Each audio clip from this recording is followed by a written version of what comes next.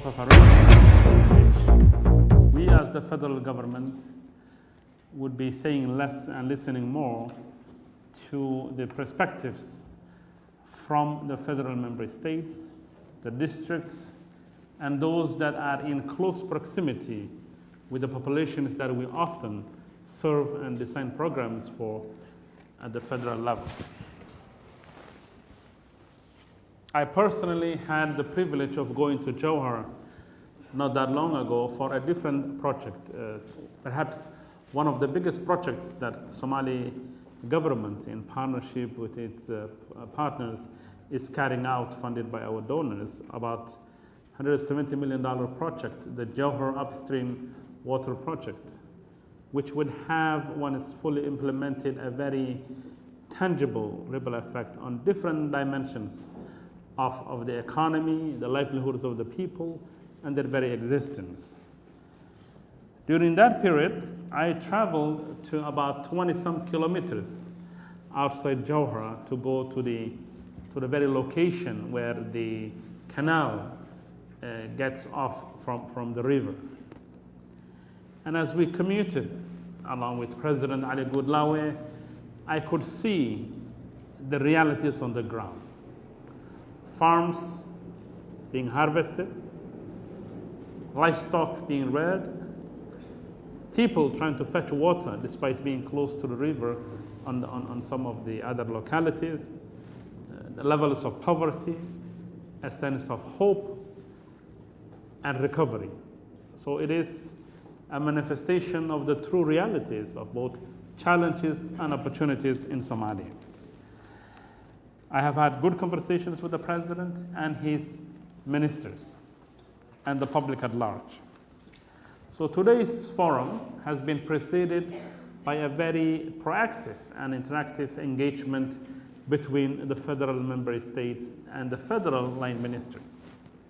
So in yesterday's meetings, when we had all the counterparts sitting across one another, the Minister of Education of the federal government on one side, and the Minister of Education of the federal member state of Hirshabelle on the other side, Ministries of Health, National Security, Water, Justice, Defense, SODMA, and the Special Envoy all on one side, where we could cross-check and examine the accuracy of the needs, what has been done, and the plans in place. To my surprise, actually that was one of the most useful exercises we carried out in our recent engagements. And both the line ministries of different levels agreed on the good work that has been done through stabilization and other programs.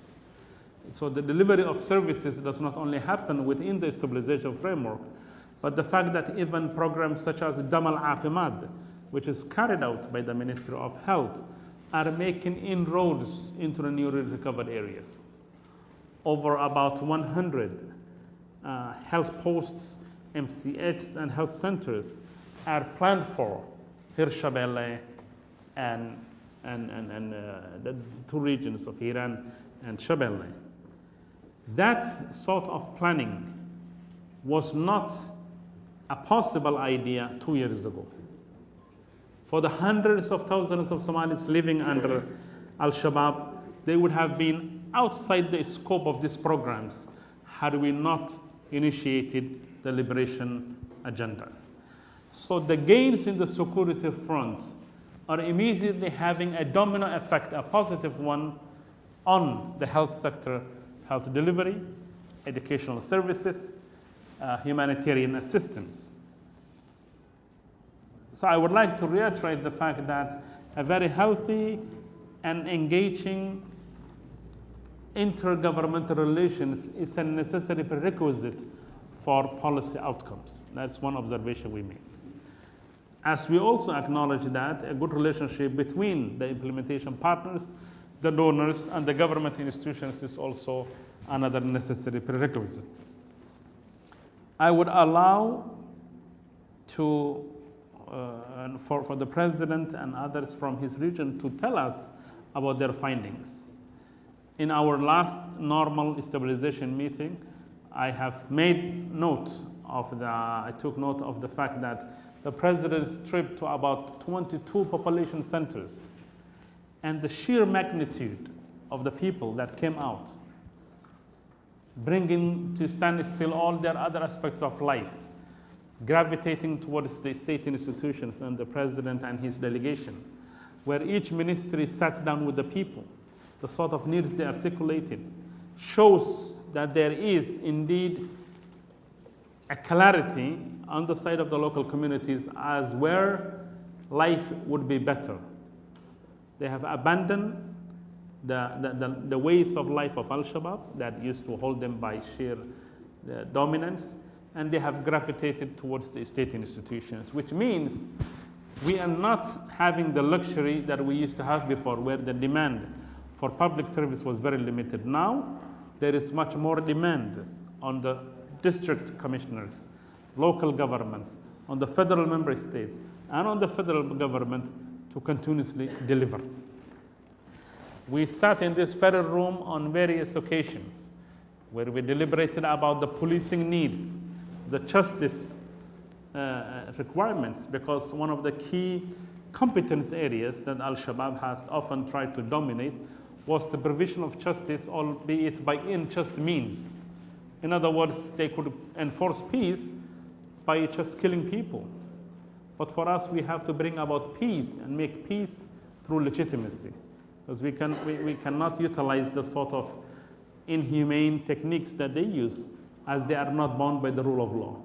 So Minister Ali Gurlawe would talk about the different requirements of the communities, but all of a sudden Hirshabelle needs a very huge, for instance, prison facilities, so that people who commit crime are arrested and they go through the judiciary system and they go through the whole chain of justice, unlike the previous era. It's a new requirement. We have come to appreciate the input from humanitarian actors like SODMA and their partners, social delivery units like health and education, but increasingly core governance functions such as policing, justice, local governments are coming out as hot areas that need our attention. Let me not dwell on the discussions we have on an everyday basis. I'm sure people are more interested in hearing what the president has to say from a first-hand experience on behalf of the people that he met. So we all would keenly listen to his findings, observations, opportunities and challenges, and we hope that at the federal level and our partner level, our programs would speak to and respond to the needs and the requirements that the local populations have presented to the president.